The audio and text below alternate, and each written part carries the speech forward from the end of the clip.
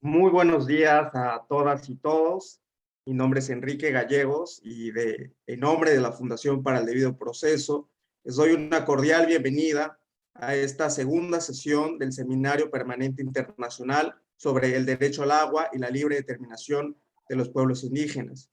En esta segunda sesión presentaremos el informe titulado Los cenotes como sujetos de derechos y nos acompañarán en esta mesa el David Lobatón, de parte de la Fundación para el Debido Proceso, Samantha Colli, Jorge Calderón y la doctora Yamelia Aguilar. Antes de iniciar formalmente la presentación de este evento, quisiera pasar el uso de la voz a mi colega David Lobatón para decir unas palabras a nombre de la Fundación. Gracias. Muchas gracias, Enrique. Muy breve de mi parte, solamente quería dar la bienvenida a nombre de todas las organizaciones coorganizadoras de este seminario virtual permanente, que tiene 5 fechas. Esta es la segunda, donde estamos presentando justamente un informe muy importante, que ya pasará a materia justamente de la sesión de hoy día, que hemos denominado los cenotes como sujetos de derecho, y eso se dialogará ampliamente el día de hoy. Por otro lado, también quería agradecer muy especialmente a Samantha Colli, que es una abogada yucateca maya que ha tenido la gentileza de colaborar con nosotros en la elaboración de este informe, y asimismo a los panelistas que van a comentar este informe, como ella, Meli Aguilar y Jorge Calderón. Nuestro agradecimiento por participar en este evento. Sin más, solamente y agradecerles una vez más la participación y además animarlos a que nos sigan en estas sesiones que serán todos los jueves a la misma hora, de 10 a 12, hora de Ciudad de México, para que podamos seguir dialogando justamente sobre el derecho a la libre determinación y la defensa de los recursos naturales, como el agua, que en el caso de la península de Yucatán ciertamente son los cenotes. Sin más, muchas gracias, Enrique, y lo dejo en la conducción del día de hoy. Gracias. Muchas gracias, David. Y antes de iniciar, me gustaría darle un agradecimiento especial también a Samantha, a la doctora Yameli, a Jorge y sobre todo a las personas que nos acompañan aquí en la transmisión Zoom, pero también a través de las retransmisiones en nuestras redes sociales. Quisiera hacer un breve comentario introductorio. Jorge Calderón Gamboa es secretario de Estudio y Cuenta de la Suprema Corte de Justicia y experto independiente del programa de la ONU Harmony with Nature. Y la doctora Yamelia Aguilar es investigadora científica titular de tiempo completo en el Centro de Investigación Regional Sureste, CIRSE, del Instituto Nacional de Investigaciones Forestales, Agrícolas y Pecuarias. Sus líneas de investigación se relacionan con la evaluación de tierras con enfoque ambiental en zonas kársticas. En esta presentación, desde luego que escucharemos las voces de cada una y cada uno de ellas y ellos, pero damos el uso de la voz hasta por 15 minutos a la autora de este informe, nuestra querida Samantha Colli. Adelante, Sam. Muchas gracias, Enrique. Yo me sumo a los agradecimientos de todas y todos quienes nos escuchan desde Mérida, desde Yucatán y en cualquier rincón del mundo.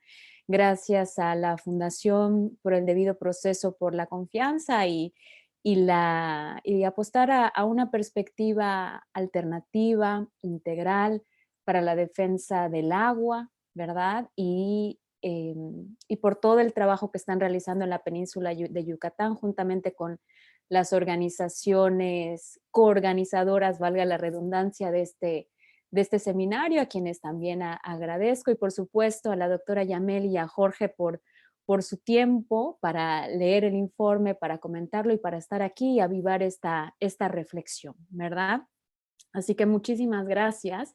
Y también a los pueblos mayas, ¿verdad?, de la península de Yucatán, quienes día a día están resistiendo como guardianes de los cenotes, de la selva maya, de las milpas. Muchísimas gracias por esa resistencia. Es también por ustedes, por nuestras abuelas y nuestros abuelos, por quienes estamos aquí el día de hoy. Así que en sus hombros, sobre sus hombros, estamos paradas y parados y continuamos esa resistencia y acompañamos esas luchas, ¿verdad? Así que muchísimas gracias. Y bueno, pues el día de hoy voy a dar un contexto acerca de este informe sobre los cenotes como sujetos de derecho, ¿verdad? Para quienes no son de la península de Yucatán y es la primera vez quizá que escuchan acerca de los cenotes vienen de la palabra maya, zonot, que se traduciría como hueco de agua, ¿verdad? Entonces podríamos decir en términos generales que son como una especie de lagos o ríos que están bajo del agua, y allá la doctora Yamel estoy segura que nos va a dar una perspectiva muchísimo más integral y científica al respecto, pero para que podamos tener una idea general, que están por debajo de la tierra en Yucatán, en la península, y que se formaron básicamente por el tipo de piedra que hay en la península, que es karst, ¿verdad? Y esto lo vamos a abordar más adelante, pero para que podamos tener un panorama de qué estamos hablando, ¿verdad? Y cómo estos cenotes, estos cuerpos de agua subterráneos, forman el acuífero Maya, que es nuestra fuente principal de agua dulce en la península de Yucatán. Y por eso el día de hoy estamos aquí teniendo esta conversación, porque los niveles de contaminación a los que ha llegado son realmente alarmantes, ¿verdad? Y entonces esto podría verse desde una perspectiva, ¿verdad? De decir, bueno, esto está muy mal, pero al mismo tiempo, yo que me considero una optimista empedernida, considero que es una crisis oportunidad que nos invita a buscar soluciones igualmente complejas para problemáticas complejas, ¿verdad? Como es el caso de la crisis ecológica y social que se está dando en la península de Yucatán a raíz de los niveles de contaminación que existen en el acuífero Maya, ¿verdad? Entonces, este informe lo que pretende es generar una reflexión, abrir el debate académicamente a través de las organizaciones, conjuntamente con los pueblos mayas, y se inscribe como un insumo dentro de un esfuerzo mayor que están realizando las organizaciones que nos convocan a este seminario en conjunto con los pueblos mayas en la península de Yucatán, ¿verdad? Entonces, es un insumo, un esfuerzo más dentro del gran esfuerzo que están haciendo ya las organizaciones y los pueblos mayas en la península de Yucatán, ¿verdad? Entonces, esta apertura de reflexión, como les decía, nos invita a realmente encuadrar esta situación de la contaminación de los cenotes en en una crisis global muchísimo más amplia, ¿verdad? En la cual pues vemos múltiples crisis sistémicas ocurriendo al mismo tiempo, ¿verdad? Crisis complejas, conectadas unas con las otras, que nuevamente vuelvo a traer sobre la mesa. Situaciones complejas ameritan propuestas igualmente complejas que nos permitan abordar ese gran sistema que está generando, ¿verdad? Entonces, no es verlo como un fenómeno aislado, sino cómo podemos ver la integralidad de esto. Y eso es precisamente lo que tratamos de plantear a través de este informe, ¿verdad? Se hace un recorrido a través de cómo llegamos a este punto de estar hablando de los derechos de la naturaleza, ¿verdad? Y navegamos a través de los grandes cambios paradigmáticos que ha vivido la humanidad, ¿verdad? Cómo pasamos de ser una especie nómada a una especie sedentaria que se vuelve agricultor, luego empieza el intercambio, ¿verdad? A través se genera la economía, hasta llegar a sociedades de desarrollo industrial en el cual vivimos bajo una narrativa colectiva que ve a la tierra como una especie de supermercado, podríamos decir, donde podemos obtener todo lo que necesitamos para satisfacer nuestras necesidades y al mismo tiempo es la alcantarilla, ¿verdad? Entonces, esta narrativa colectiva eh, nos ha llevado a este punto de separarnos de la naturaleza, de percibir a la naturaleza como algo que está allá afuera. ¿Y qué pasaría si estas crisis más bien son una invitación para replantearnos ese paradigma y obtener lo mejor de la modernidad y lo mejor de los sistemas ancestrales que durante siglos han preservado la biodiversidad, ¿verdad? Que nos permite realmente reconectarnos con la noción de que la Tierra es un sistema orgánico y viviente y que sus ecosistemas, los sistemas que están interconectados en ella están igualmente vivos y la especie humana es una más dentro de toda esa gran trama de vida, ¿verdad? Entonces, abordamos también un capítulo que se llama La teoría de los sistemas vivos. ¿Y por qué esto es relevante para una perspectiva jurídica? Porque las leyes no se sostienen si no cambiamos el paradigma, si no cambiamos la manera en la que nos entendemos como seres humanos y sobre todo que a la base de esta nueva o renovada y ancestral visión del mundo están las cosmovisiones indígenas que se reconocen a sí mismas como una parte más de la vida, como una parte más de la naturaleza, ¿verdad? Y yo les invito en este momento a que reflexionemos acerca de un momento, un lugar natural en el que nos sintamos vivas, vivos, ¿verdad? Puede ser el lugar favorito de nuestra infancia o un lugar natural que nos trae una sensación de estar completamente vivos, ¿verdad? A mí ya automáticamente me vino al corazón mi árbol favorito, ¿verdad? Mi árbol de mango favorito. Y esta invitación es para que pensemos cómo nos gustaría que ese espacio esté siempre preservado, que pueda florecer, que pueda seguir dando vida, ¿verdad? Entonces, naturalmente los seres humanos tenemos la capacidad y la habilidad para ser guardianes.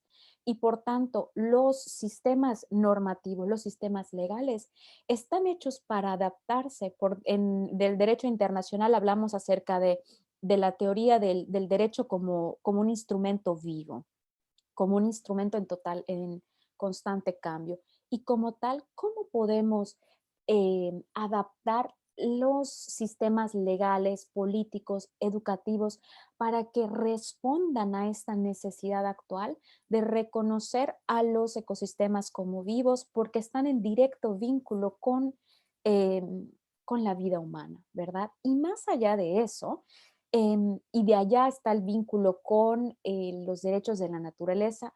En este contexto específico de los cenotes como sujetos de derecho, está su estrecho vínculo que tienen con el pueblo maya, ancestralmente, históricamente, espiritualmente, económicamente y sobre todo como guardianes y guardianas de estos espacios sagrados en las cosmovisiones indígenas y de estos espacios sagrados para la vida al constituir la fuente principal de agua para los habitantes y las habitantes de la península de Yucatán, ¿verdad? Entonces, como les decía al inicio, esta visión del cambio de paradigma, de reconocer a la tierra como entidad viva, nos permite movernos hacia reconocer la existencia de una jurisprudencia de la tierra, ¿verdad?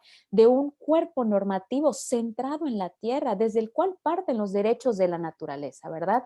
Que están basados en el derecho indígena y en unas concepciones occidentales que se han desarrollado recientemente.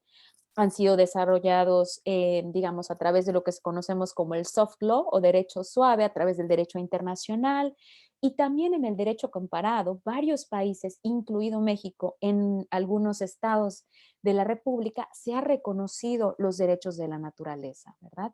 Y estos derechos de la naturaleza, vuelvo a hacer hincapié, están directamente vinculados con los derechos bioculturales de los pueblos indígenas, en este caso del pueblo maya, ¿verdad? Como guardianes y guardianas. Entonces, desde esta perspectiva, en el informe se hace una breve argumentación jurídica, pero es que es fundamental para llegar a esta conclusión de que los sistemas son sistemas, los cenotes son sistemas vivientes, sagrados y en guardianía del pueblo maya y por tanto deben de ser reconocidos como sujetos de derechos. ¿Verdad? También se hace una serie de recomendaciones sobre cómo sería interesante hacer un mapeo colectivo comunitario de las distintas zonas, sí de la zona del anillo de los cenotes, como de quizá otras zonas, ¿verdad? Dentro de la península de Yucatán, en los que este vínculo existe estrechamente. Em, y bueno, eso será en términos generales. Al final vamos a tener un espacio de preguntas, de respuestas, y pues yo devuelvo el uso de la voz a mi estimado y querido Enrique, una vez más agradeciendo este espacio. Muchas gracias, Sam. Gracias por estas interesantes reflexiones y estas pequeñas pinceladas de lo que es el contenido de este informe. Estoy seguro que a nuestra audiencia le interesará mucho consultarlo cuando esté disponible en nuestra página, pero antes de darle el uso de la voz a Jorge, quisiera retomar el contexto de este documento. Para DPLF ha sido una prioridad trabajar en sincronía, en sinergia con todas las organizaciones que ya están trabajando en la península. Y como decía Sam, este documento no cae en suelo inerte, más bien hay muchos movimientos, muchas resistencias, y este documento que ha elaborado Sam junto con una joven abogada de yucateca también, es una contribución a las reflexiones que no solo están sucediendo en la península de Yucatán, sino también en el derecho internacional. Y aprovechando esta acotación, doy el uso de la voz a Jorge, quien seguramente podrá comentar mucho del tema en este apartado. Adelante, Jorge, por favor. Sí, bueno, buenos días a todas y todos. Pues primero que nada agradecer a los organizadores de este evento la invitación a participar en la presentación de este informe que me parece bastante pertinente y bien documentado y que bueno, ahora comentaremos, pero que las organizaciones que están organizando este evento, pues realmente las felicito por la iniciativa, por los temas que están abanderando en el Estado y bueno, nuevamente agradezco, ¿no?, su invitación. Permítanme comenzar con una alusión a la autora de este informe, que es Samantha Colley, que bueno, yo tuve la oportunidad de conocer en Costa Rica, cuando compartimos, yo trabajando en la Corte Interamericana de Derechos Humanos y ella estaba en CEGIL, y una organización internacional muy importante en el litigio de casos ante el sistema interamericano y pues otras instancias. Y bueno, siempre ver a Samantha tan comprometida con pues los temas de derechos humanos, pero desde ese entonces me acuerdo poder observar esta vertiente que ella tenía con los derechos de la naturaleza, el medio ambiente, buscar espacios holísticos de paz. Me acuerdo que estábamos haciendo yoga. Posteriormente ella fue a hacer su maestría, si no mal recuerdo, a Inglaterra, y pues siempre he seguido como su crecimiento y su trayectoria con este perfil holístico, que realmente es lo que también nos comparte y nos refleja en este informe, una perspectiva multidimensional, holística, intersectorial, que es muy necesaria para la visión de los derechos, como ahora lo veremos, pero que realmente la está encarnando en su vida propia Samantha. Entonces, muchas gracias, Samantha, por plasmar este trabajo y por compartirlo de una manera técnica, todas estas vivencias que tienes. Ahora bien, respecto del informe, pues ya Samantha lo narró en términos generales, las cuestiones que viene narrando y desarrollando. Me pareció un informe, como decía, bastante bien documentado y que nos lleva de la mano desde el pasado hacia el presente y también nos conduce hacia el futuro, ¿no? Nos dice por qué llegamos a esta encrucijada desde esta versión que le hemos llamado antropocéntrica, ¿no? El informe lo presenta como un análisis del paradigma de la separación o de la teoría mecanicista, ¿no? Y cómo esa visión que quizás fue necesaria en la humanidad de podernos concebir que éramos seres individuales, seres humanos, y eso permitió en la evolución pues poder empoderarnos, también llegó a separarnos del todo, y justamente pues es ahí donde ha llegado a esta visión, como ella decía, mercantilista, donde pareciera que el mundo es un supermercado y que todo está desde la visión religiosa, ¿no?, al servicio del ser humano. Entonces, me parece que el informe nos lleva con mucha claridad por los principales autores, filósofos que brindaron, digamos, estas teorías, y después nos conduce hacia otros nuevos paradigmas, ¿no? En particular el de los sistemas vivos, que sobre todo entabla el profesor Capra, y que justamente ya nos demuestra como esta interacción de todos los organismos vivos en el planeta como un ser conjunto y un organismo vivo. Y es ahí como donde también nos demuestra que la visión de los pueblos indígenas y tribales pues ha sido muy compatible justamente esta visión a la cual hoy en día estamos regresando, ¿no? De concebirnos como un sistema. También nos conduce después a explicarnos el paradigma de los derechos de la naturaleza, cómo surgen desde a nivel filosófico y cómo a nivel también de jurisprudencia, lo que se ha llamado la jurisprudencia de la tierra, se ha reconocido ciertos organismos vivos como sujetos colectivos de derecho, ¿no?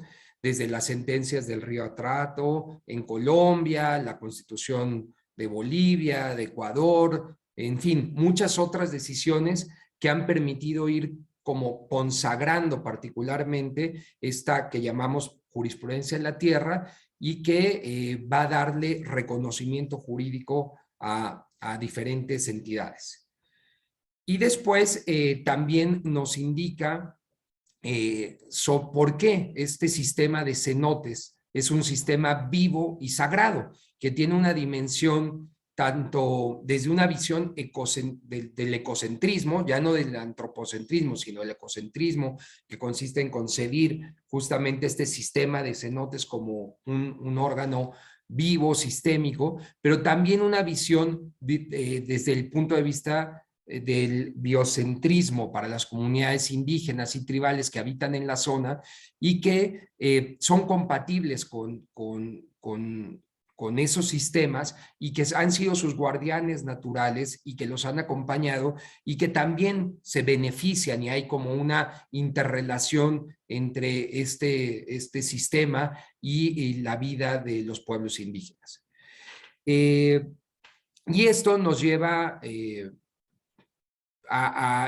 pues proponer lo que hace el informe, que es un reconocimiento de este cenotes, de este sistema anillo de cenotes, como sujeto de derechos, y a los pueblos indígenas con derechos bioculturales, ¿no? Del pueblo maya respecto de los cenotes.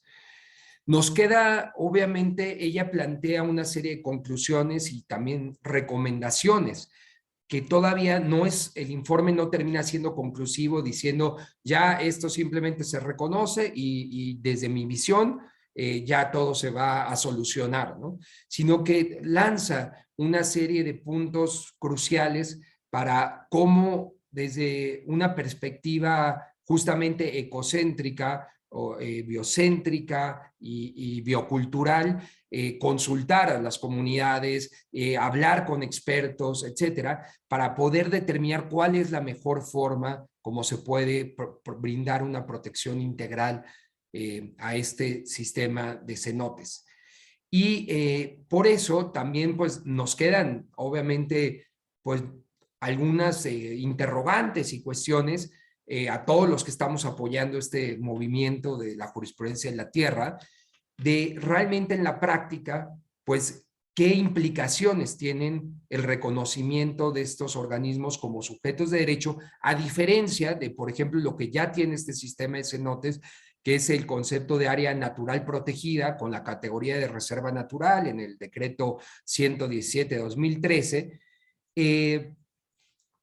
pero que obviamente el informe nos dice, eso es desde una perspectiva antropocéntrica, como en beneficio del ser humano, y entonces, ¿qué pasa si hacemos esta protección ecocéntrica y cuáles son las implicaciones que va a tener? Me parece que eso es parte todavía de lo que tenemos que seguir reflexionando y desarrollando. Obviamente, para los que estamos convencidos del tema, es muy evidente que desde una visión ecocéntrica se pone en el centro a la naturaleza. y eso implica tener pues que dejar de lado algunos beneficios tanto económicos, agrícolas, culturales, etcétera, que antes se veía de lo que le llamábamos en el paradigma recursos naturales, justamente con la visión de recurso, como si fuera un bien, ¿no?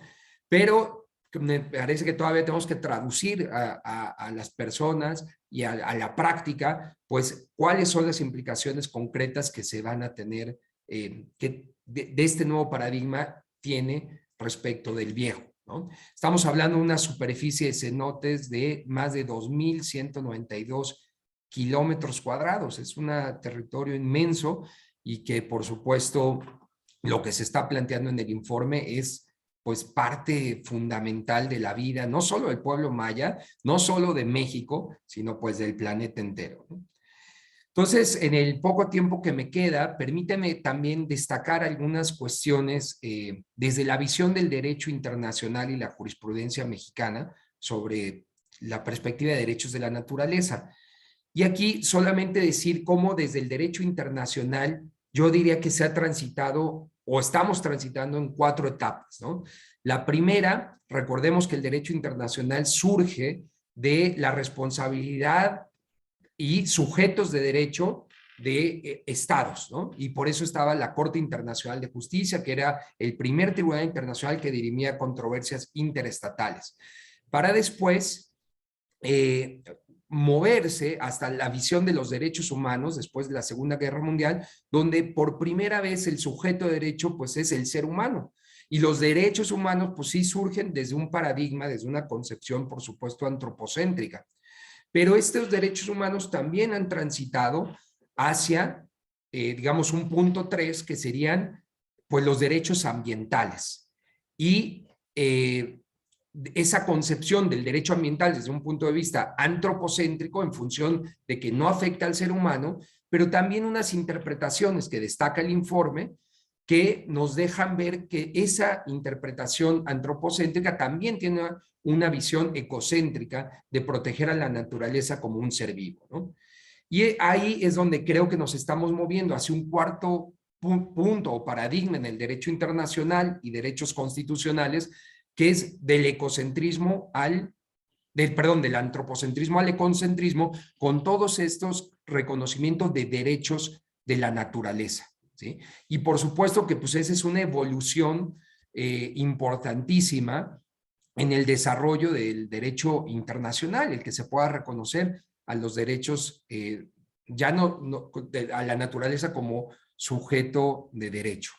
Entonces, bueno, por cuestión de tiempo, déjenme ir cerrando, considerando que el sistema interamericano de protección de derechos humanos, que está integrado por la Corte Interamericana, la Comisión Interamericana, los estados que conforman la OEA, me parece que sí es un instrumento, un órgano pionero a nivel regional en la protección de los derechos del medio ambiente, como sobre todo derecho autónomo, ¿no? Esto se da a partir sobre todo de la nueva jurisprudencia en materia DESCA de la Corte Interamericana a partir del caso Lagos del Campo en 2017, o sea, reciente, que da paso a transitar a que en la opinión consultiva 23 sobre medio ambiente y derechos humanos, la Corte Interamericana hiciera un reconocimiento ya no solo de cómo el medio ambiente se podía afectar vía indirecta, vía derechos civiles, como integridad personal y vida, sino desde una perspectiva propia del artículo 26 como el derecho al medio ambiente de manera protegida autónoma y con una doble dimensión, tanto en la protección del ser humano como en la protección de la naturaleza como ente vivo, ¿no? Y me parece que esta visión ya ecocéntrica que anunció la Corte Interamericana en la OC23, pues ya permite llevar al máximo tribunal de la región, pues casos de los derechos de la naturaleza, que todavía no se han visto. Hay un caso reciente de Argentina, el caso LACA contra Argentina, de pueblos indígenas, donde por primera vez se reconoce el derecho al agua y alimentación como derecho autónomo, pero desde mi perspectiva ya está abierta la puerta para que algunos litigios estratégicos en materia de de derechos de la naturaleza pues se puedan llevar vía interpretación del artículo 26 de la Convención Americana y lo dicho por la Corte en su jurisprudencia. Respecto a la jurisprudencia mexicana, me parece que lo que cita el informe es correcto. Las decisiones de la primera sala, sobre todo el tema de humedales, y ahora tenemos una reciente decisión de hace 2 semanas en una protección de arrecifes en el estado de Veracruz, donde se estaba construyendo un puerto y donde se otorgó un amparo para proteger el sistema de arrecifes. Me parece que también la interpretación de la Corte Suprema de México ya abrió la puerta a esa doble dimensión del derecho al medio ambiente sano desde la concepción de afectaciones a las personas como afectaciones propias a la naturaleza. Y un concepto fundamental que se requiere para este tipo de casos es el interés legítimo. O sea, ¿quién tiene legitimidad para presentar este tipo de casos en nombre del medio ambiente o en nombre de la naturaleza? Y ahí la Corte Suprema ha sido pues novedosa en esta interpretación que antes se tenía de interés jurídico, que era muy cerrada, de decir que solo las personas que sufrían una afectación o tuvieran un interés directo, hacer interpretaciones más amplias como la del interés colectivo, intereses difusos, y justamente en estos casos de protección del medio ambiente, por ejemplo, el interés difuso se ha aprobado por proximidad con la zona afectada, ¿no? Personas que habitan más o menos a una distancia razonablemente cercana al sistema de humedales, pero que no necesariamente tienen que probar que ellos ya sufrieron una afectación. O, por ejemplo, el reciente caso de Veracruz, de arrecifes, donde se está demostrando que hay un área de influencia, o sea, las personas que solicitan la protección del arrecife están en el área de influencia de ese sistema de arrecifes. Entonces, ese es un tema que muchos tribunales constitucionales, la Corte Europea de Derechos Humanos, etcétera, es un problema porque la interpretación de quién puede reclamar afectación al medio ambiente es muy cerrada. Y si bien en la Suprema Corte está en construcción, me parece que ya hay luces buenas para que se pueda utilizar este mecanismo de interés difuso para la protección de derechos de la naturaleza. Entonces, con ello, podría decir que el sistema, tanto interamericano como la jurisprudencia mexicana, pues está transitando ya de esta fase 2 que decía de la protección solo de derechos civiles y políticos a derechos ambientales, pero ya estaría abierta la puerta para esa fase 4, que sería la eventual protección de derechos de la naturaleza, ¿no? Desde mi perspectiva, el sistema interamericano ya tiene las bases y capacidad para atender ese tipo de casos, ojalá desde una perspectiva ecocéntrica, ¿no? Y justamente un caso como el sistema de cenotes que se está presentando aquí, pues es perfecto para ejemplificar ello, ¿no? Hago solo una acotación, recientemente, el año pasado, en la Suprema Corte de Justicia de la Nación, hay una competencia de derecho constitucional para estudiantes de derecho que se llama El Camino hacia la Suprema Corte, y justamente el caso hipotético que hicimos fue sobre los derechos de la naturaleza y derechos ambientales. Y justamente era una niña que vivía al lado de un río, el río Magdalena, y un grupo de niñas, que así se autodenominaban de la escuela, que reclamaban al río Magdalena, que es el último río vivo de la Ciudad de México, como sujeto de derechos. Y eso fue un debate que se dio entre estudiantes y que pues llegó también a las finales con ministros de la Suprema Corte. Lo que quiero decir es que ya está en la antesala este tipo de discusiones pues del máximo órgano, aunque sean ejercicios académicos, pero pues cada vez lo vamos a ver mucho más evidenciado. Recordemos que ya la Constitución de la Ciudad de México reconoce los derechos de la naturaleza, también la Constitución de Guerrero, y pues hay muchas otras iniciativas también de leyes en otros estados que están ahí. Por lo tanto, concluyo que pues no me queda la menor duda que ante la crisis ambiental y climática que estamos viviendo, estos derechos de la naturaleza pues son los derechos del siglo XXI, ¿no? Los cuales van a representar un gran paso evolutivo, desde mi perspectiva equivalente o incluso aún mayor al que se dio con el reconocimiento de los derechos humanos en el siglo XX. ¿Por qué? Porque implica un cambio, como lo dice el informe, como lo dice Sam, de paradigma, donde ya no es el ser humano el centro del universo, sino que nos integramos y nos ubicamos como un sistema. Por lo tanto, estoy totalmente convencido que lo que plantea el informe va obviamente en esa dirección y es bastante acertado. Muchas gracias. Muchas gracias, Jorge. Muy interesante todas estas reflexiones que nos compartes. Sin duda, desde diversos frentes se han movido discusiones en torno a esto. Ciertamente hay muchos avances importantes en el ámbito jurídico, pero al final esta discusión es interdisciplinar. En esa sintonía doy el uso de la voz a la doctora Yameli Aguilar, que sin duda hará una intervención respecto a lo académico, científico, y aprovecho también para recordarles que BPLF presentó el año pasado el informe Contaminación del Acuífero Maya, que aborda este mismo tema, pero desde otra perspectiva, precisamente con datos científicos. Doctora Yameli, por favor, la escuchamos.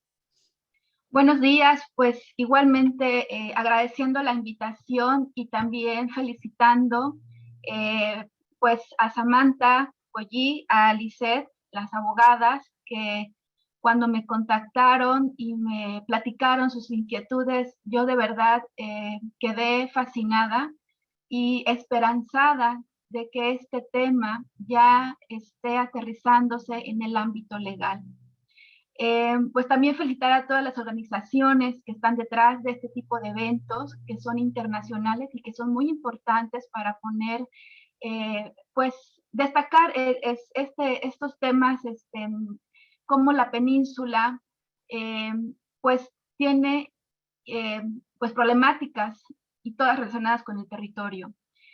También felicitar, pues, a las comunidades que si no fuera también por esa resistencia, muy difícilmente podríamos pues estar abordando este tema de manera holística, como si ya se está transitando y como bien mis antecesores platicaron, ¿no? Yo como bióloga y retomando la introducción de Samantha, de llevarme para atrás en los mejores lugares en los que hemos estado, desde niña, pues uno de mis lugares favoritos era el patio de la casa de mi abuela, que bueno, es una casa en el sur de la ciudad, donde pues son terrenos irregulares y no tan pequeños como los de ahora, y pues era un patio dentro de lo que cabe, un espacio con árboles frutales, con tierra, con rocas, y yo como niña, pues para mí era como la selva amazónica, ¿no? Observaba las rocas, pues algo singular, pero hasta allá. Nací aquí en Mérida, Yucatán, y he tenido la oportunidad, por medio de algunos grupos, digamos, de adolescentes, que iba yo a excursiones y a conocer cenotes, grutas, cavernas. Me maravillaron desde mi adolescencia, pero no entendía por qué teníamos esa geografía, ¿no? Evidentemente, mi pasión por la naturaleza fue lo que me llevó a estudiar biología, pero como bióloga, a finales de los 90 y principios de los 2000, todavía teníamos ese enfoque en el organismo como tal, ¿no? O sea, ahora sí, por definición, la biología estudia a los seres vivos, pero nos enfocamos tanto al organismo que nos olvidamos del contexto geográfico que todo organismo requiere para desarrollarse. Y de allí que también, aunado a los problemas ambientales que uno va escuchando, en mi caso desde la niñez, ¿no?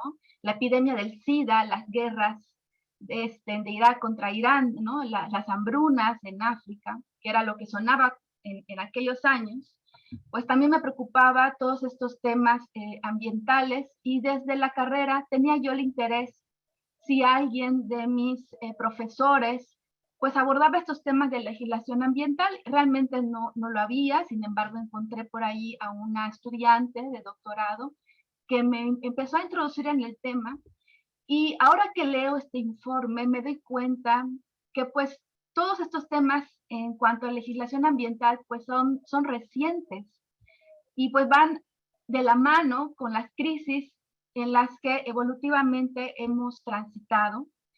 Y Y bueno, como comentaba Samantha, las crisis hay que verlas como una oportunidad de reflexión, de pensamiento crítico, para cambiar y revolucionar nuestras formas, no solamente de investigar, no solamente de estudiar, sino nuestras formas de vivir. ¿Por qué? Porque como bien comentaban, y en el informe lo van a leer, se hace una reflexión de cómo actualmente el ser humano, y también un poco influenciado de la religión católica, nos hemos visto como la máxima creación de la naturaleza y como la especie dominante, donde la naturaleza y el planeta Tierra está para servirnos. Y lamentablemente no es así. Los seres humanos solo somos una especie más de la diversidad de especies que existe en la naturaleza. Somos prescindibles, realmente no somos nada para el universo. Pero sin embargo, tenemos un papel importante para la escala de tiempo en la que estamos viviendo, para la escala humana. Porque si bien la educación básica nos enseñó que existen recursos bióticos y abióticos, los bióticos, los que tienen vida, básicamente flora y fauna, y es a los que se les ha dado la magnificencia, sobre todo también por los biólogos, ¿no? Hablamos de un país, México, megadiverso, biodiverso, pero si el país y el planeta es biodiverso, es porque tenemos una geodiversidad también que es importante reconocer, ya no como un recurso abiótico, porque la realidad es que tanto las rocas como los suelos y el agua a escala humana también se degradan, se contaminan y muchas veces por esa sensación que tenemos como especie dominante de aprovechar y extraer y también desechar como si fueran infinitos. Y la realidad es que no lo es. En este informe se reflexiona con estos temas y vale la pena pues hacer también mención, ¿no?, de la pandemia que actualmente estamos viviendo, que no ha sido la primera. A través de la historia de la civilización han habido otras epidemias, pero nos tocó en esta ocasión. Ya vamos un poco más de 2 años y todo esto es una respuesta a cómo el ser humano ha, pues, de alguna manera ha hecho uso indiscriminada de, como le llaman, recursos naturales, cuando realmente son los elementos de la geografía, ¿no? Y en el caso de la península de Yucatán, que es lo que aborda el informe, pues mucho tiene que ver también porque desconocemos toda esta interrelación que hay con la geografía, ¿no? Los elementos. En este caso nos aborda el tema de los cenotes, pero los cenotes son una expresión del relieve, una forma que se generan por las características de las rocas solubles que se presentan en la península de Yucatán, que para México, pues estas rocas son las más extensas, las más continuas y las más representativas, las que se conocen como rocas kársticas. No son las únicas en el mundo, existen varias regiones del mundo que tienen esta geología, pero que van a diferir dependiendo de la elevación sobre el nivel del mar, los tipos de clima, los tipos de vegetación e incluso las culturas que se han desarrollado en cada uno de estos territorios. Entonces, yo celebro que ahora los cenotes se estén abordando desde el punto de vista holístico, como deberíamos de ponernos, ¿no? En la Tierra, nuestro planeta, está la teoría que ha sido considerado, sobre todo en las culturas mesoamericanas, pues como un organismo vivo.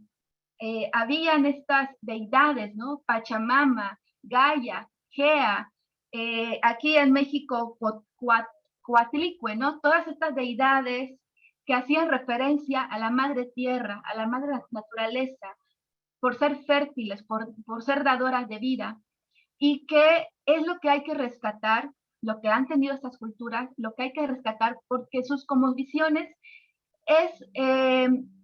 se centran en que somos parte de y no nos pertenece. Somos una especie más y por lo tanto este planeta Tierra merece respeto.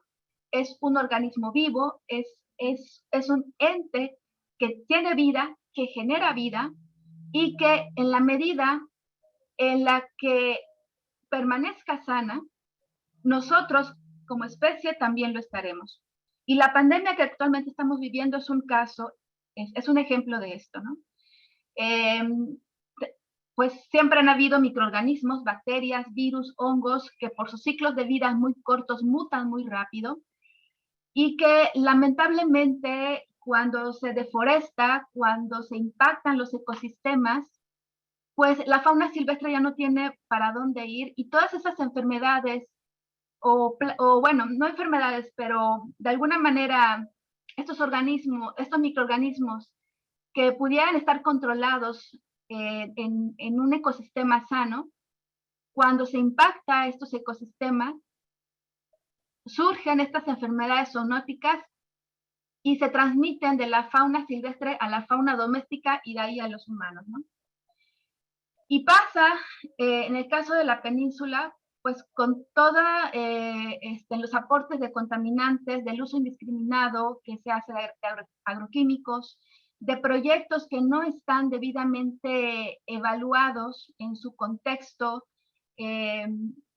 pues multiescalar, ¿no? Desde lo más local y hasta lo más regional. ¿Por qué? Porque la naturaleza no tiene límites. Aquí retomo lo que hablaba Jorge, ¿no? Sobre la proximidad. Y si bien es cierto que las culturas indígenas dentro de sus prácticas han mantenido este cierto respeto y estas ciertas formas de ver el territorio, no solamente les beneficia a ellos y a las otras especies, sino a la gente que vivimos en las zonas urbanas, también nos beneficiamos. ¿Por qué?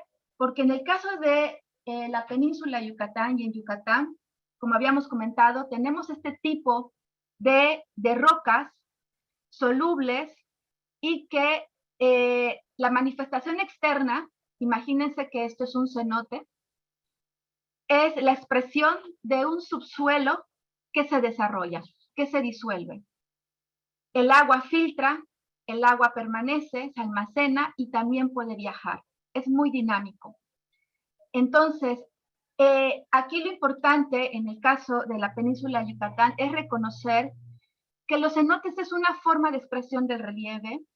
Técnicamente, en otros lugares del mundo también existen con otros nombres de acuerdo a su localidad, pero en el término científico los reconocemos como dolinas, a estas formas circulares, y que de alguna manera tienen una relación, una conexión entre la atmósfera, los suelos que estén arriba y la roca, ¿no?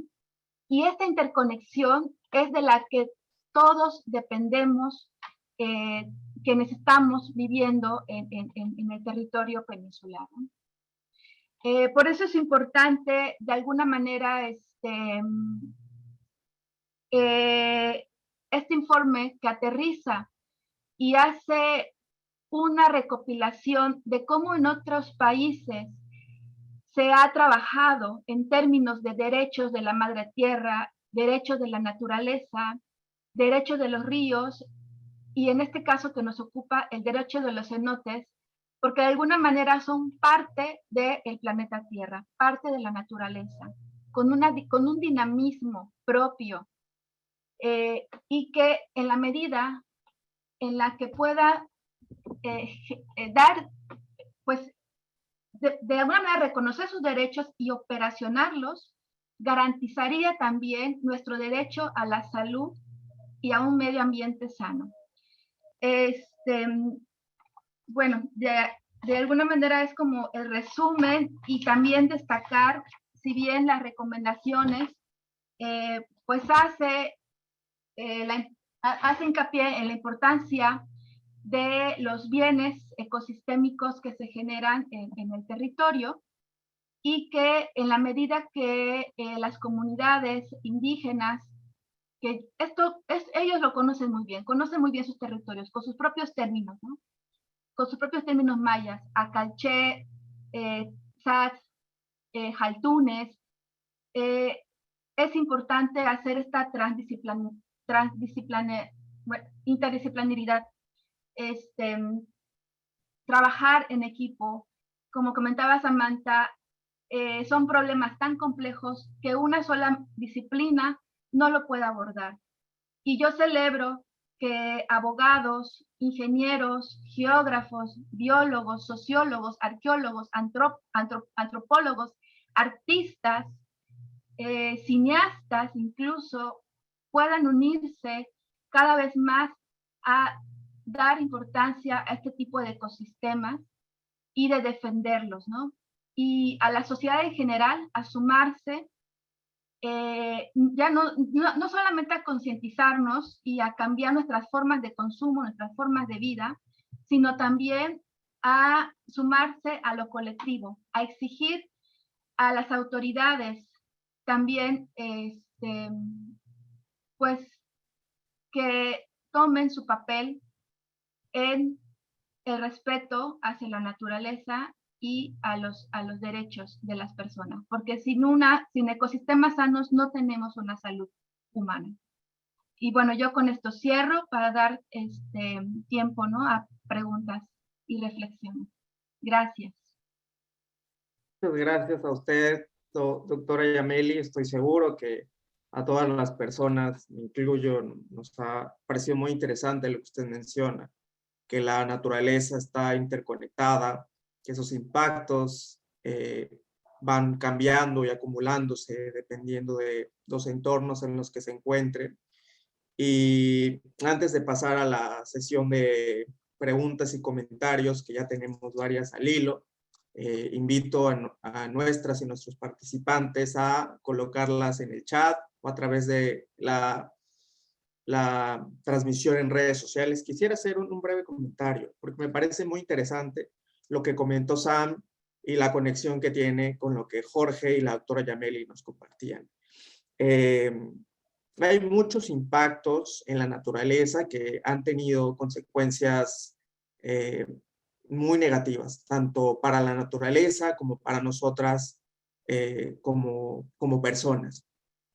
Es bien importante tener en cuenta que cada uno de esos avances jurídicos tienen detrás muchas luchas, exigencias, incluso avances académicos. Pero estos dos procesos, los avances jurídicos en el reconocimiento de un nuevo derecho, el otorgamiento de sentencias que señalan reparaciones específicas, se alimentan y retroalimentan procesos científicos de movilización de sociedad civil.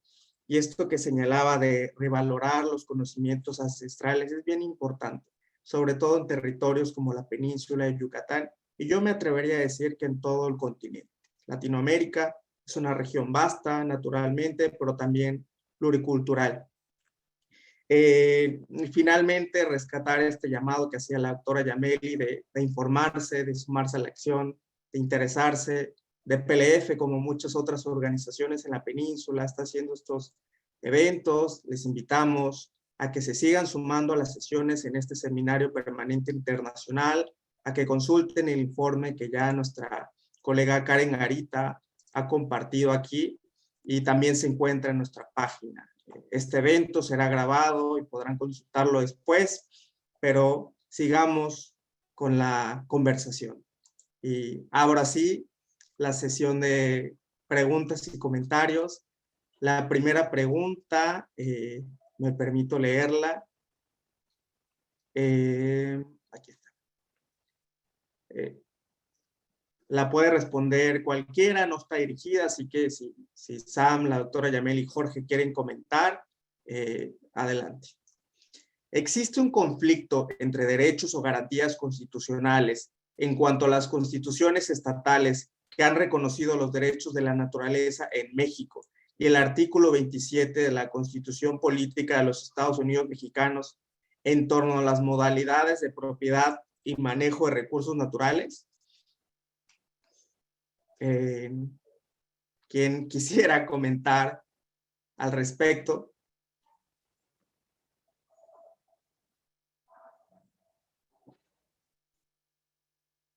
O sea, yo puedo decir algo, pero si gusta Sam o Yameli iniciar, adelante. ¿No? ¿Inicio? Te escuchamos, Jorge, y luego yo podría complementar con algo. Ok, bueno, sí, bueno, hablo a título personal por el hecho de que justamente soy funcionario en la Suprema Corte de Justicia de la Nación, entonces también pues, no podría adelantar un criterio o poner una postura a nombre de la Suprema Corte, entonces a título personal, me parece que no hay ningún conflicto en ese sentido.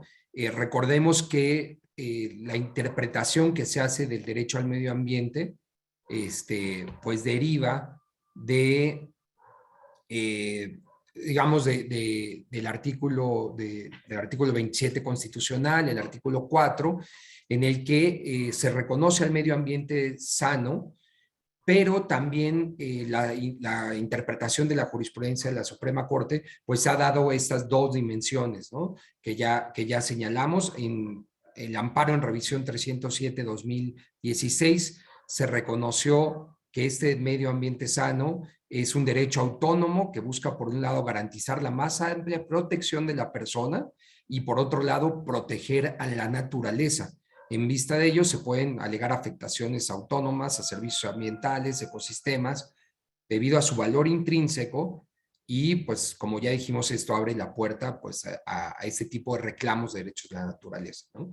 Ahora bien, el hecho de que las constituciones, recordamos que es un sistema federal, donde cada estado pues, puede tener su constitución y lo que no está, digamos, prohibido por la Constitución General, pues está permitido para que los estados lo regulen.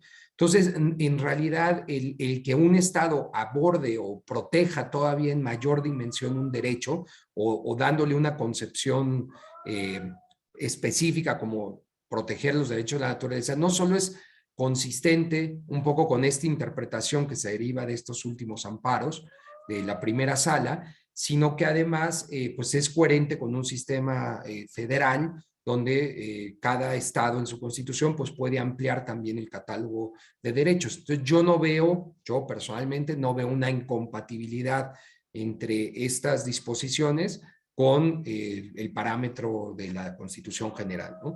Y pues también no ha habido, acuérdense que ante la Corte Suprema existe la posibilidad de que se planteen acciones de inconstitucionalidad o controversias constitucionales, donde justamente se hubieran planteado cuando se expidieron esas leyes un conflicto competencial o, o una violación de la constitución local a la general, y pues no fue el caso. Entonces, digamos, tácitamente, pues ya existen en el sistema jurídico de esos estados.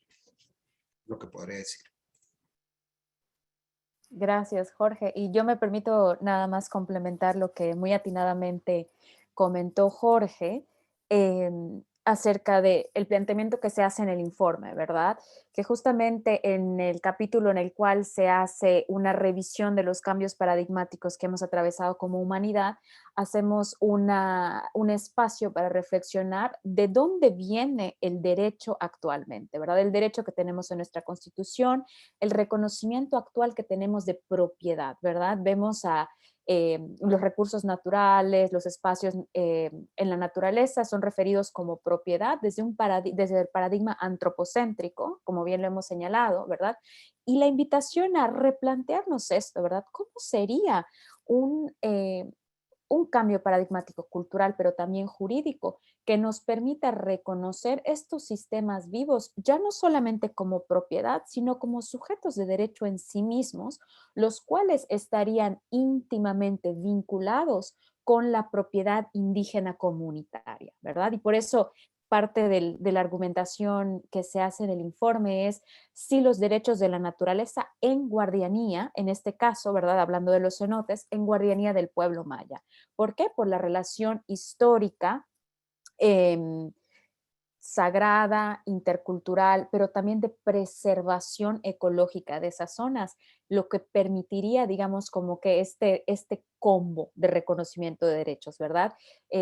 Los derechos de la naturaleza y los derechos bioculturales del pueblo maya, entendidos como el reconocimiento de los derechos en virtud de esta administración histórica, cultural, ancestral, sagrada, pero también de preservación, ¿verdad? Este término de administración y de los derechos bioculturales, de hecho, vienen de India, vienen de Australia, de Nueva Zelanda, donde en lo inglés se conoce el término de stewardship, que no tiene una traducción específica al español, pero justamente quiere decir una administración recíproca, ¿verdad?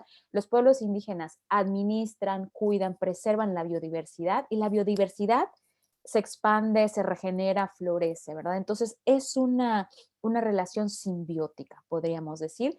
Entonces, en términos de derechos, ¿verdad? La invitación es a transicionar de esta perspectiva de es la propiedad, yo la controlo, la puedo transformar, la puedo incluso acabar, a la debo de proteger, porque protegiéndola me protejo a mí, ¿verdad? Por eso se plantea este cambio de percepción también.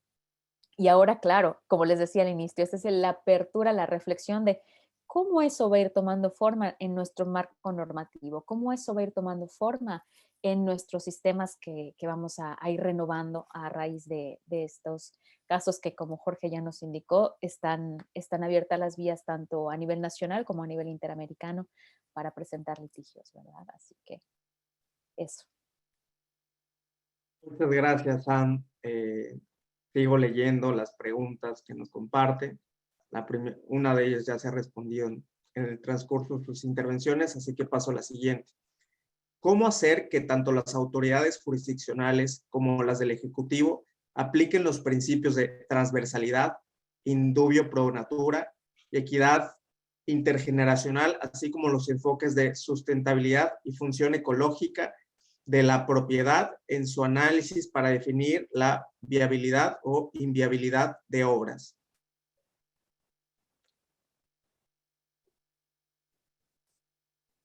¿Quién? Sam, adelante. Pues puedo iniciar yo, ¿verdad? Y ahí vamos complementando. ¿Cómo podemos exigir a las autoridades esta serie de principios desde una perspectiva ecológica, ¿verdad? Es lo que entiendo de la pregunta. Básicamente, yo creo que es a través de la acción, ¿verdad? Yo creo que es a través del planteamiento pueden ser de quejas, ¿verdad? De peticiones, de solicitudes a los diversos poderes del Estado que son los responsables de hacer valer estos principios, ¿verdad? Y para ello hay muchísimas vías. Como parte de este seminario, puntualmente, pues se ha presentado, bueno, no como parte, pero en este seminario ya se ha comentado que algunas organizaciones que hacen parte de este seminario han presentado una solicitud a diversas instancias, tanto federales como estatales, incluyendo el presidente de la República como el gobernador del estado de Yucatán, solicitando el reconocimiento de los derechos de la naturaleza, ¿verdad? Entonces, ese como un ejemplo de vías que se pueden activar, ¿verdad? Como hemos hablado en este seminario a través del litigio, ¿verdad?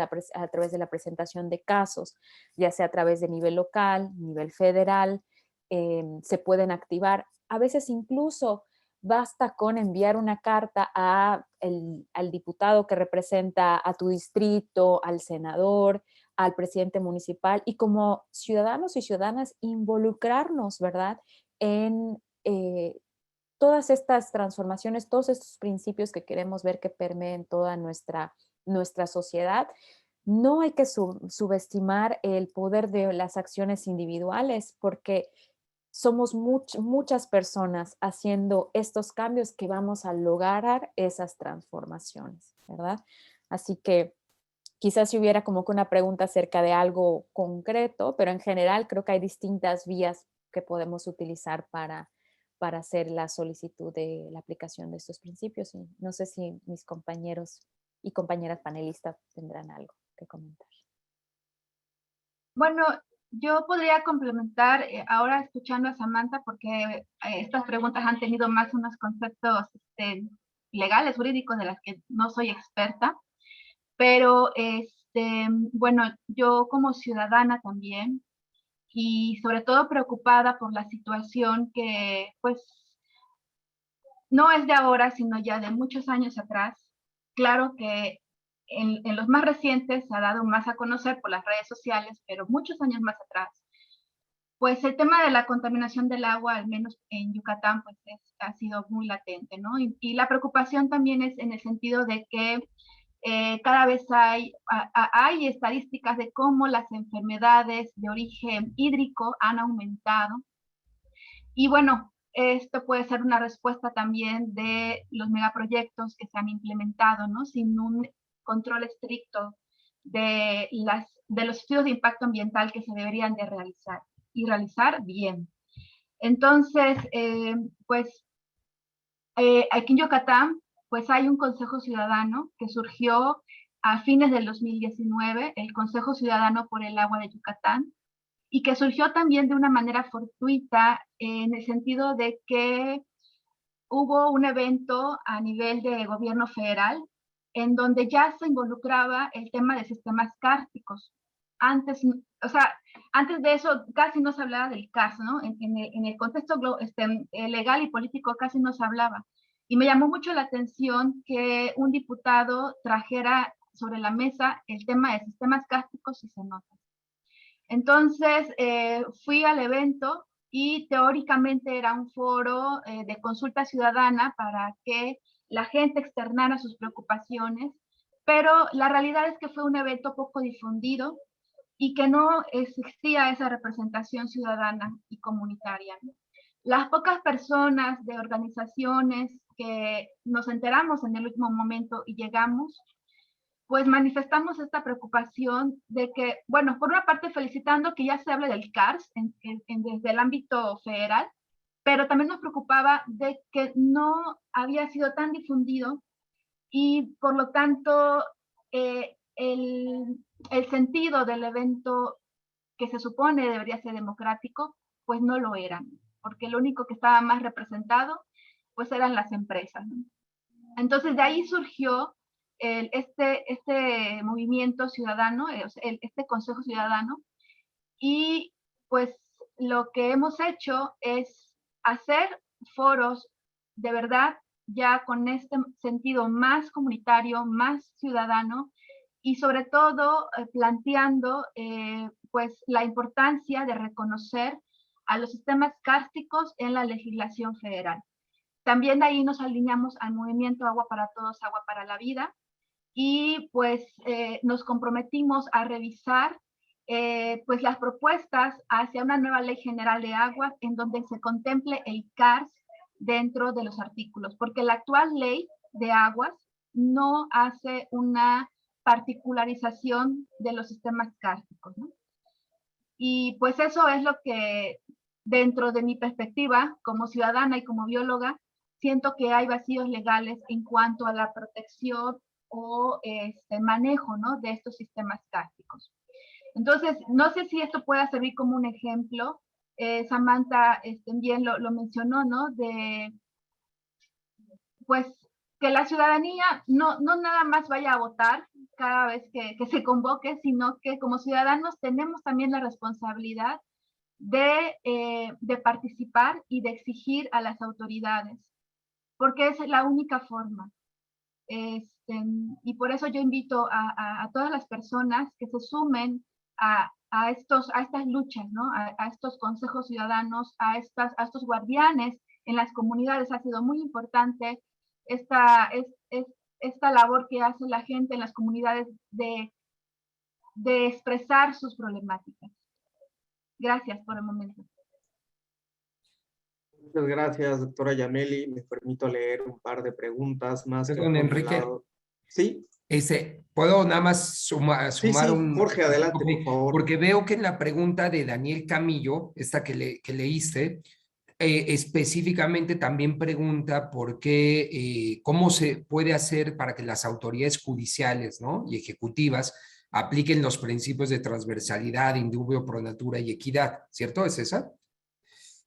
Nada más para complementar, Daniel, quizás referirte que en esas sentencias que cita el informe y que hemos comentado de la primera sala de la Suprema Corte, por ejemplo, particularmente en el amparo en revisión 307/2016, se desarrollaron estándares específicos sobre el rol del juez frente a la evaluación del riesgo ambiental y cómo, frente al principio precautorio, debe de tener un rol como oficioso de solicitar información, etcétera, ¿no? También hay puntos de desarrollo sobre los principios rectores en materia ambiental, dentro de ellos el principio pro natura que tú mencionas, y varios de estos temas que hemos dicho sobre el interés difuso, interés legítimo. Entonces, me parece que, digo, te invito Daniel, a que veas esta sentencia, porque además de la sentencia se emitieron tesis, y en esas tesis, pues son tesis que ya votó la primera sala, que tú preguntabas, de hecho, por unanimidad, y que terminan siendo criterios, pues, si no vinculantes, porque todavía no terminan siendo jurisprudencia, sí criterios influenciables para que los jueces resuelvan en ese tipo de materias. Y lo otro es recordar que también sobre estos principios que tú mencionas, principio precautorio, principio pro natura, etcétera, también los estándares de la Corte Interamericana en la opinión consultiva 23, pues son una vía de jalarlo vía control de convencionalidad en los casos de litigio. O sea, lo importante de esa doctrina del control de convencionalidad es que no tenemos que esperar a que todos estos casos lleguen algún día ante el sistema interamericano en última instancia. Son 20 años de litigio y es muy importante, pero pues no es del todo efectivo de que todos los casos van a llegar. Pero lo que sí es que esta doctrina lo que nos dice es que el juez nacional tiene que adoptar esos estándares en la resolución de su derecho interno. Entonces, vía, como decía Sam, litigio estratégico, o movimientos que estén empujando estos casos, pues es muy importante exigir a las autoridades que vía control de convencionalidad pues apliquen estos estándares, ¿no? Y ahí te dejo nada más 2 sentencias más de la primera sala que también ya desarrollan estos principios, que es el amparo en revisión 641/2017, que tiene que ver con la contaminación del río Amecameca por aguas residuales, que lo solicitó el pueblo Mixquic, y otro que ya mencioné, que es el amparo en revisión 54/2021, de la protección de arrecifes y humedales con motivos de la ampliación del puerto de Veracruz.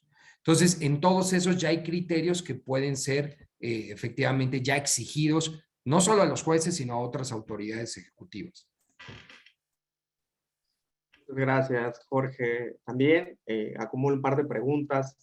Si bien en la Constitución Federal no está reconocido el derecho a un medio ambiente desde una perspectiva ecocéntrica, sino más bien desde la que mencionábamos, antropocéntrica, ¿cuáles creen ustedes que podrían ser las rutas para el reconocimiento de los cenotes como sujetos de derechos? El informe de Sam apunta una de las rutas, la estrategia legal que presentaron las defensoras de Jomún, defensoras y defensores, apunta a otra ruta, pero desde su conocimiento, ¿cuáles creen que podrían ser otras áreas de oportunidad para el reconocimiento de los cenotes como sujetos de derechos?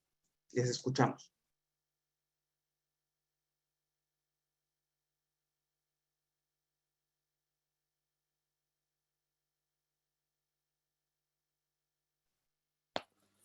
Estamos todos así de que ¿quién se lanza primero?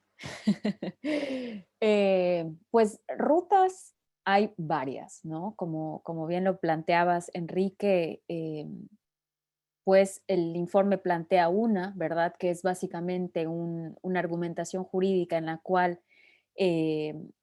digamos, de alguna manera elegí utilizar como fundamento, como base, como esquema, la argumentación que usa la Corte colombiana en el caso del río Atrato en Colombia para reconocer al río Atrato como sujeto de derechos en guardianía de los pueblos indígenas y campesinos que vivían a lo largo de todo el río Atrato, ¿verdad?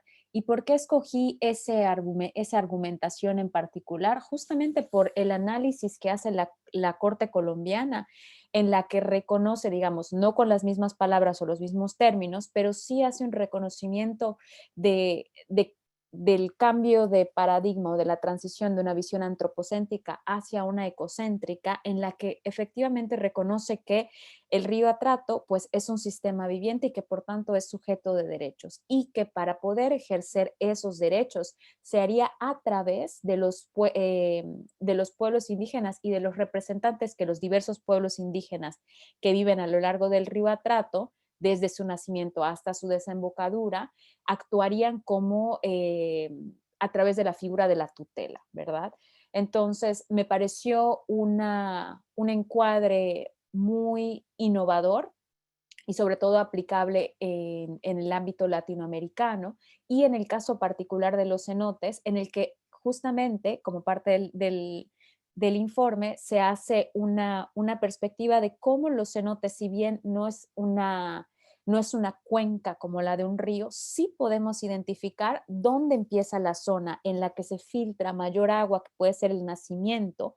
Hay una zona de tránsito y una zona de desembocadura en todo lo que conforma la zona del anillo de los cenotes, y cómo a lo largo y ancho de esa zona hay distintos pueblos que son justamente los que están preservando cultural y ecológicamente estos cenotes, que son quienes actúan como guardianes de estas zonas, ¿verdad? Entonces, fue por esa razón por la que se escogió esta argumentación que hace la Corte colombiana, y con base en los argumentos planteados por la Corte colombiana, ¿verdad? De probar el reconocimiento del vínculo que existe entre los pueblos mayas con los cenotes, ¿verdad? Que hay la base probatoria para reclamar que efectivamente existe este vínculo a través de los derechos bioculturales del pueblo maya con la zona de los cenotes, ¿verdad? Existe esta relación de profunda unidad, ¿verdad? Y como también mencionó Jorge, existe un decreto, pero que ese decreto es insuficiente para efectivamente no solamente proteger de la contaminación, de los daños que existen, sino revertirlos y, ¿por qué no?, regenerar esas zonas, ¿verdad? Entonces, por estas distintas razones se utilizó esta argumentación, pero sin embargo, como bien dice Enrique, hay muchas otras para poder hacerlo.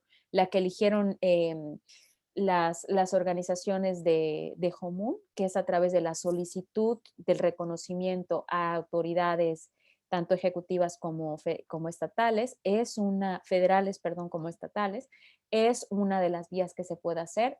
¿Cómo lo vamos a ir operativizando, materializando? Esa es otra estrategia en sí misma, ¿verdad? Y por eso también esa es una de las recomendaciones que hacemos en el informe, ¿verdad? ¿Cómo si queremos abordar perspectivas ecosistémicas, empezamos a hacer mapeos sistémicos de estas problemáticas, tanto desde la perspectiva ecológica como desde la perspectiva social, para que con base en eso podamos rediseñar los sistemas legales, políticos, educativos, como mencioné, ¿verdad?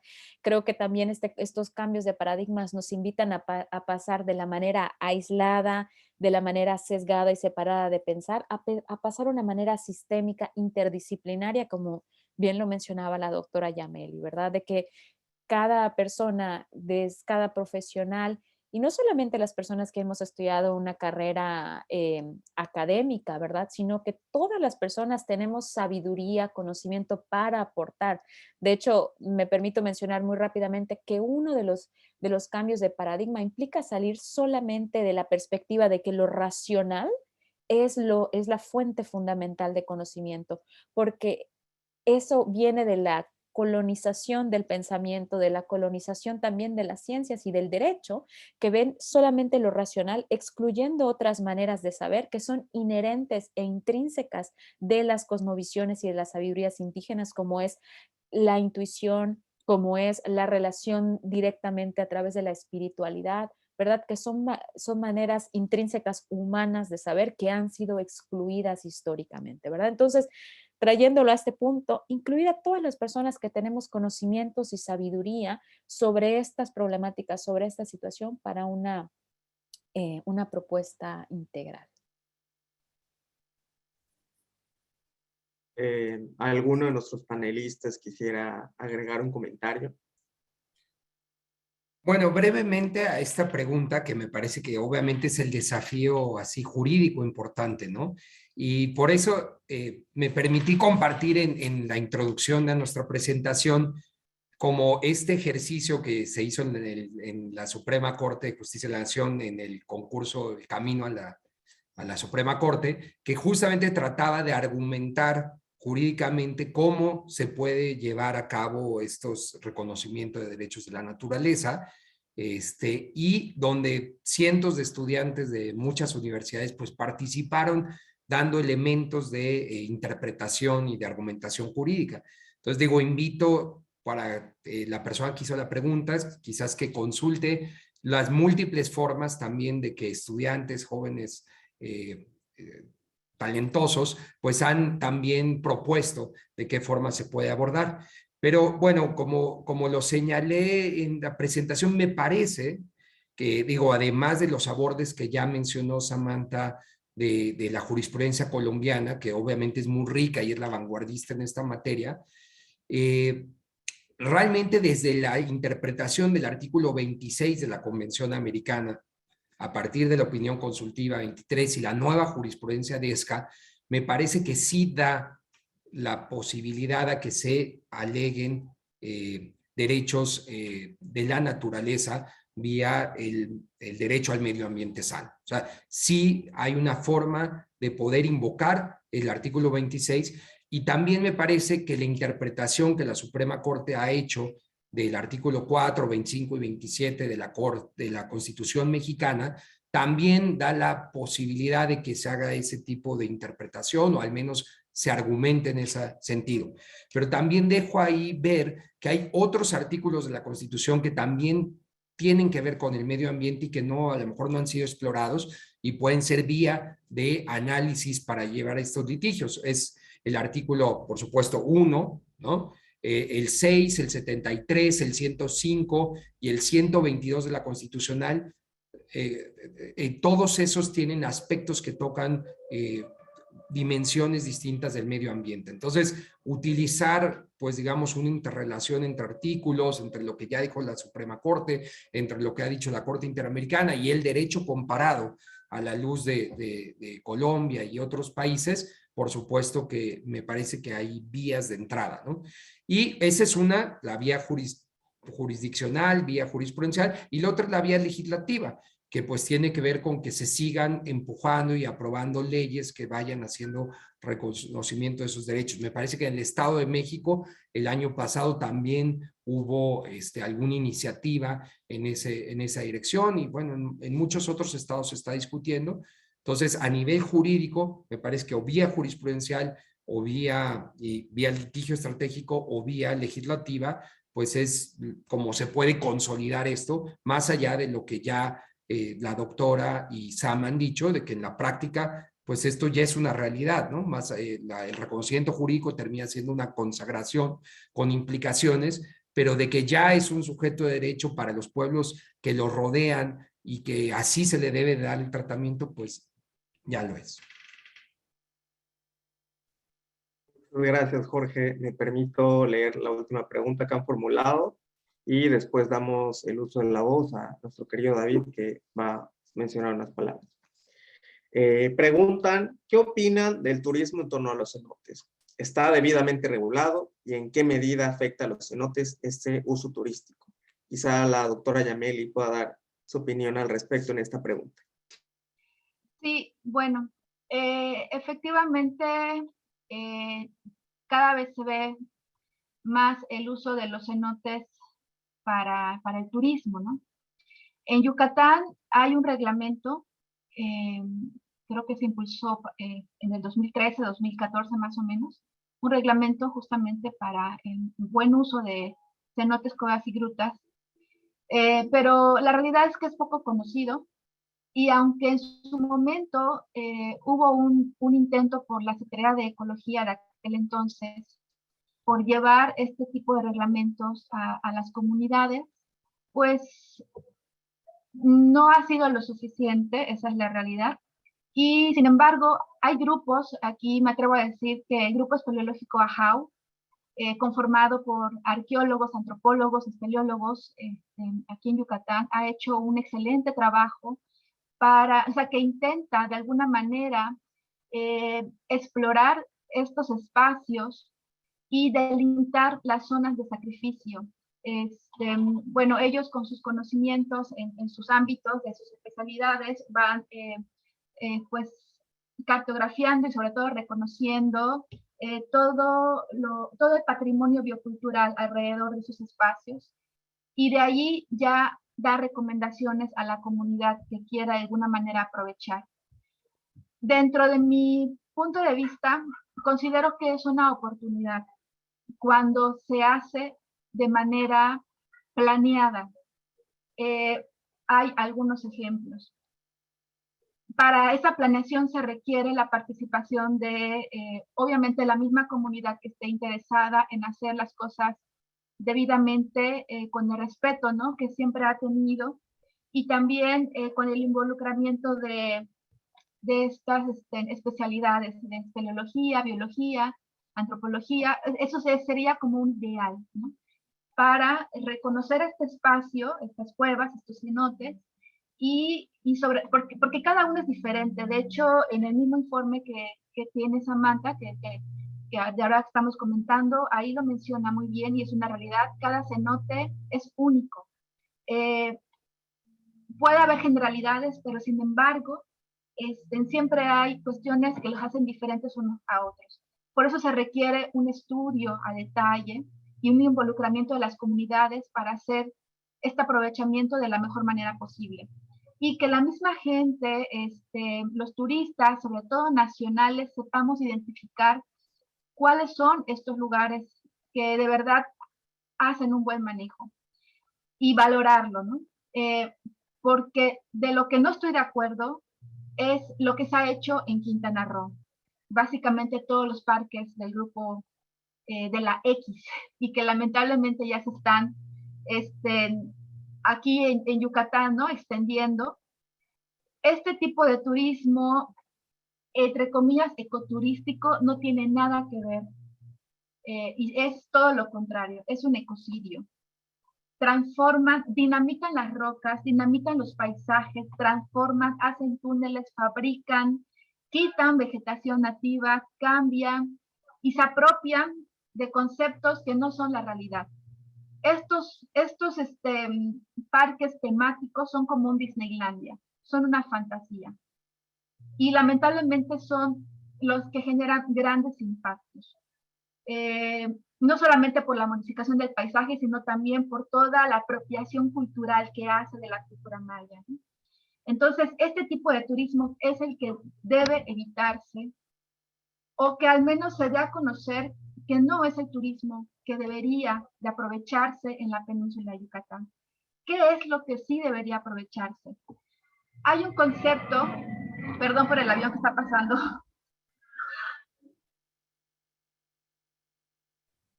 Hay un concepto que nació en Europa, que también en Europa es donde surgieron los estudios del CARS, en Eslovenia específicamente, y en Europa también han surgido estos conceptos de geoparques. Y el concepto de geoparque lo que trata es de revalorar todo el contexto geográfico de una región, ¿no? Toda la geología, todos los suelos, toda la diversidad, y también el reconocimiento de la cultura que se desarrolle, de las que se hayan desarrollado y las que se desarrollan actualmente.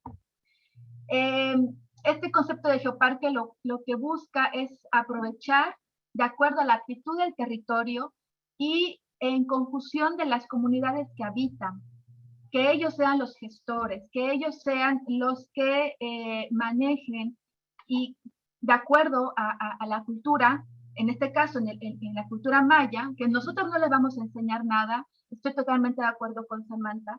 La cultura en esta región peninsular ya ha hecho anteriormente un manejo adecuado del territorio, y que lamentablemente estos conocimientos se fueron desplazando.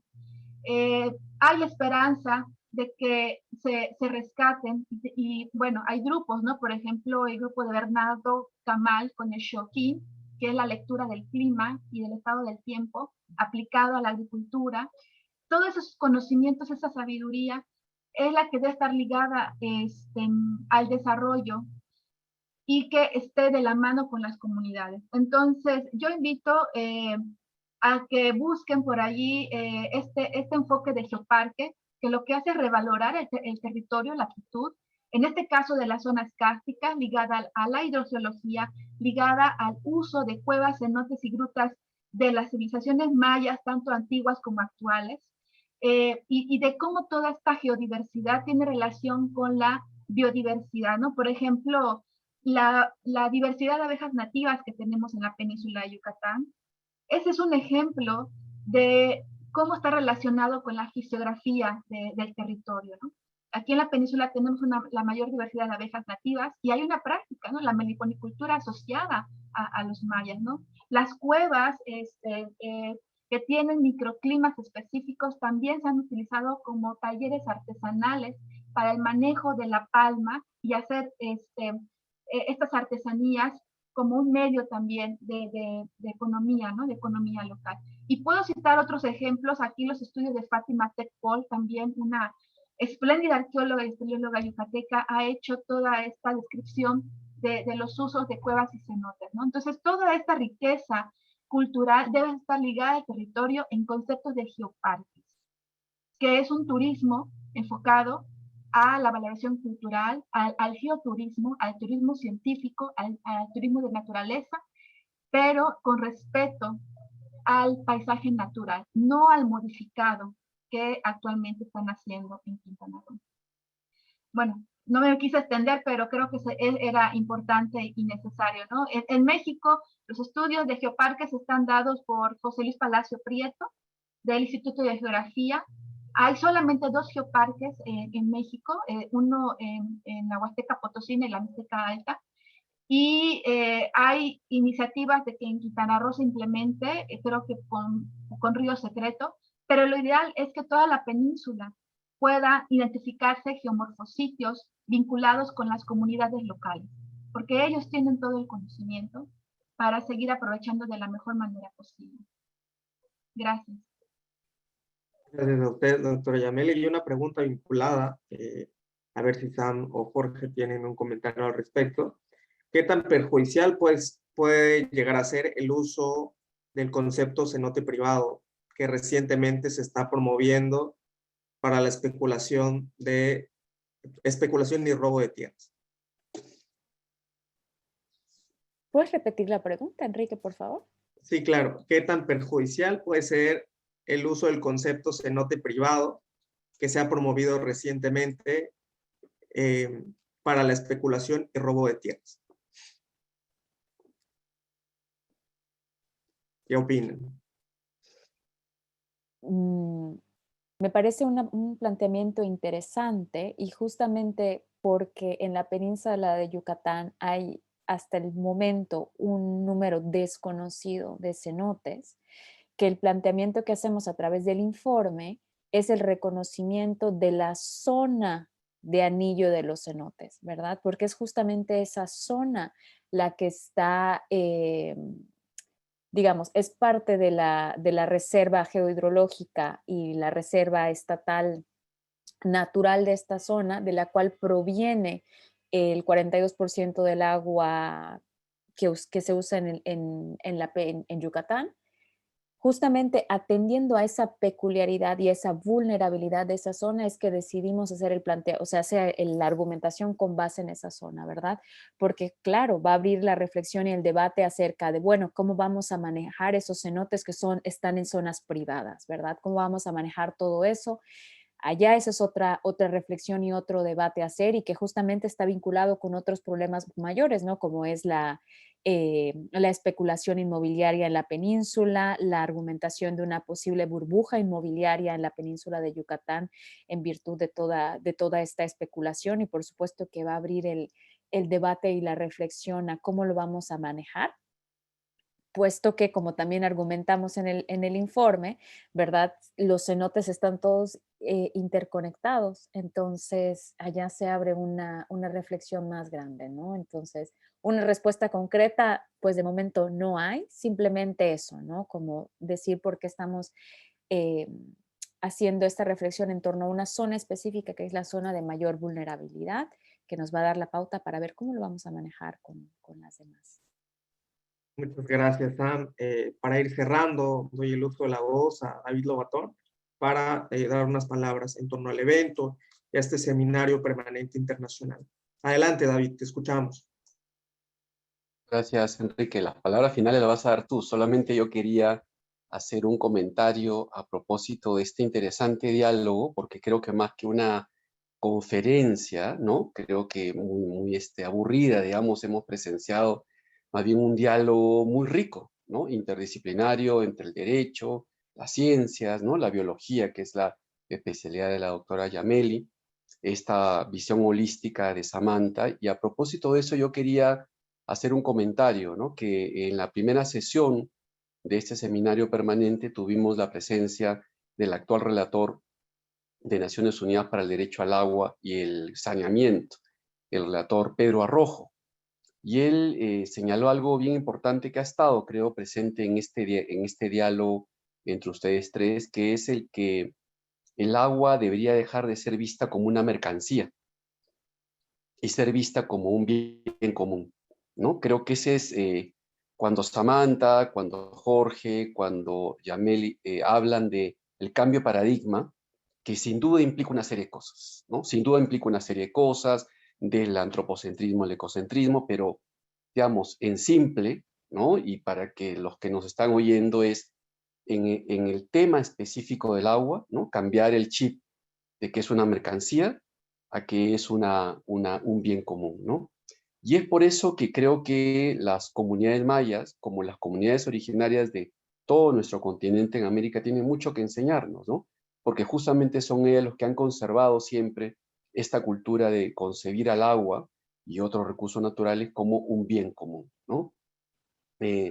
Entonces, yo sí quería mencionar y hacer conexión a este interesantísima conversación, porque en México, entre otras cosas, está pendiente la promulgación y la acción de una nueva ley de agua, ¿no? Y sería interesante que este nuevo paradigma, esta noción, este hilo conductor de que no deje de ser una mercancía y pase a ser un bien común, debería plasmarse legislativamente, tal como ha señalado muy bien Jorge. Creo que a nivel jurisprudencial, tanto la Suprema Corte de Justicia de la Nación como la Corte Interamericana, esperamos, Jorge, en un futuro inmediato, porque hasta ahora tú tienes toda la razón, ya las condiciones están dadas, la Comisión Interamericana ha dado una serie de informes, la misma Corte una opinión consultiva sobre el medio ambiente, pero hasta ahora no hay una sentencia en un caso contencioso, ¿no? Creo que eso es lo que falta, pero creo que están en esa vía, ¿no? Jurisprudencialmente creo que es avanzado y sería muy interesante que a nivel legislativo mexicano también eso se plasme en la nueva ley de aguas. Entonces ese era el comentario que tenía que hacer para vincular justamente en la sesión anterior a esta, y le cedo el uso a la palabra a Enrique para que él, junto con nuestros panelistas y nuestra extraordinaria expositora y autora del informe, Samantha, hagan ya las palabras finales. Muchas gracias. Muchas gracias, David. La verdad es que ha sido, como menciona David, una reflexión muy interesante. Es claro que es una reflexión en constante evolución que se vincula con situaciones que han impactado a lo largo de los años y que siguen impactando. Como señalaba David, ver a los cenotes como sujetos de derecho implica mirar también otros cuerpos de agua. El país y en general la región está viendo cada vez más conflictos por el agua, por la tierra, y que con el paso de los años se irán incrementando. Tener estas conversaciones, trabajar sobre estas líneas de forma oportuna, creo que tendrá, llegar a buen puerto, como dicen por ahí, que es bien importante que las organizaciones coorganizadoras están completamente agradecidas con la respuesta que ha tenido este seminario permanente internacional, y me incluyo, y sobre todo el agradecimiento a nuestras ponentes y a nuestro ponente Jorge. Entonces, les doy la palabra por si quieren hacer una reflexión final para así dar paso al cierre de esta sesión.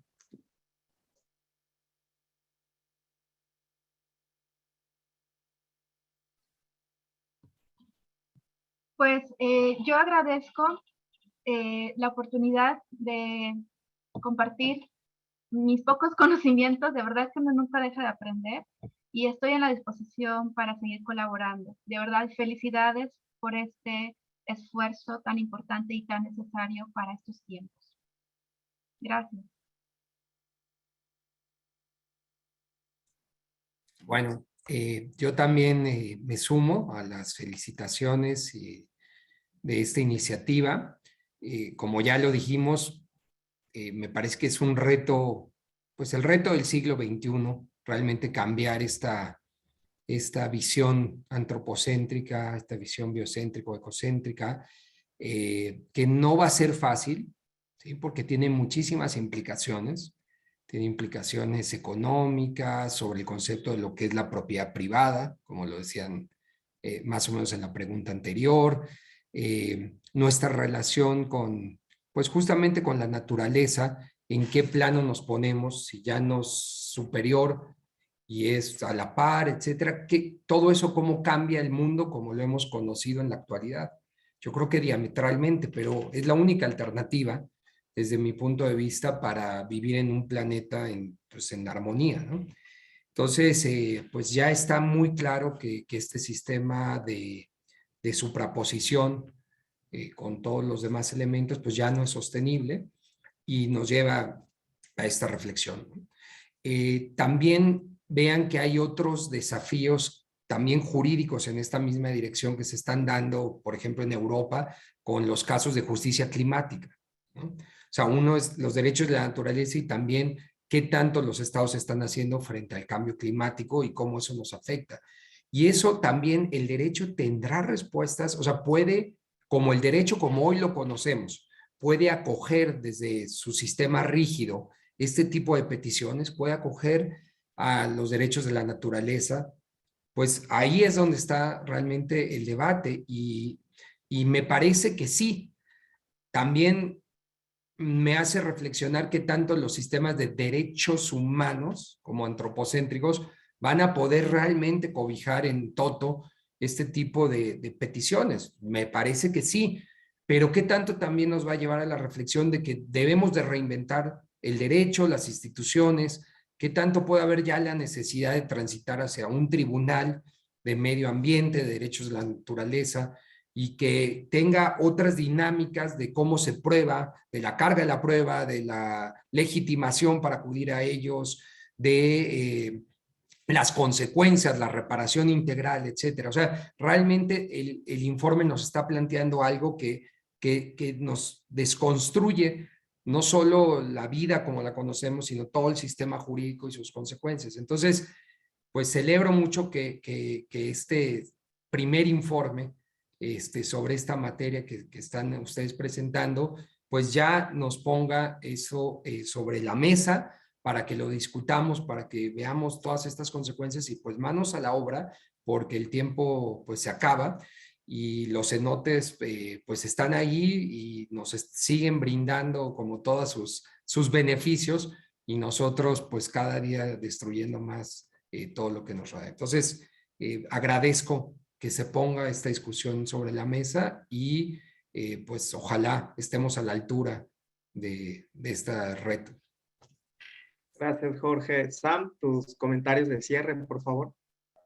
Muchísimas gracias, Yameli, Jorge, David, Enrique, Karen, Lisette, que también me apoyó muchísimo en la creación de este informe. Muchas gracias a todas las personas que se quedaron hasta el final por todas las preguntas. Sin duda yo coincido que esta es una apertura a la reflexión, ¿verdad? Y también una apertura a la creatividad. Yo soy una convencida de que la especie humana tenemos la capacidad creativa para innovar, renovar y transformar nuestros sistemas para crear el mundo que sí queremos ver, ¿verdad? Y yo les invito a que continuemos esta reflexión a que continuemos estos ejercicios de imaginación y de creatividad para poder volver esto una realidad, ¿verdad? Yo tengo también un canal que uso para seguir todas estas reflexiones, que se llama El Telar de Maya, que lo pueden seguir por Instagram y también por Spotify, donde tenemos un podcast, hay un episodio en el que justamente hablamos del simbioceno, cómo sería pasar a una época geológica en la cual la humanidad vive en armonía con la naturaleza, ¿verdad? Entonces, este informe, esta oportunidad que se dio a través de la Fundación para el Debido Proceso, a través de Indignación, de las comunidades mayas, es esta invitación a continuar esta reflexión, a continuar nutriendo nuestra creatividad y generando esta unión, esta red, ¿verdad? Para poder ir gestando nuevas posibilidades. Así que yo nos invito a que continuemos estas reflexiones y también como la doctora Yameli, como Jorge, David y Enrique, estoy a la disposición para poder continuar este cambio de paradigma. Así que muchísimas gracias una vez más y bueno, pues que tengan un excelente resto de la tarde. Muchas gracias. Muchas gracias, Sam, con estas palabras de aliento y este llamado de acción. Les invitamos a consultar y a difundir este informe que ya se encuentra en nuestra página y que fue compartido en el chat a lo largo del evento, tanto aquí en Zoom como en Facebook, y a sumarse a la sesión del próximo jueves. Envío un gran saludo y les deseo muy buena tarde. Gracias.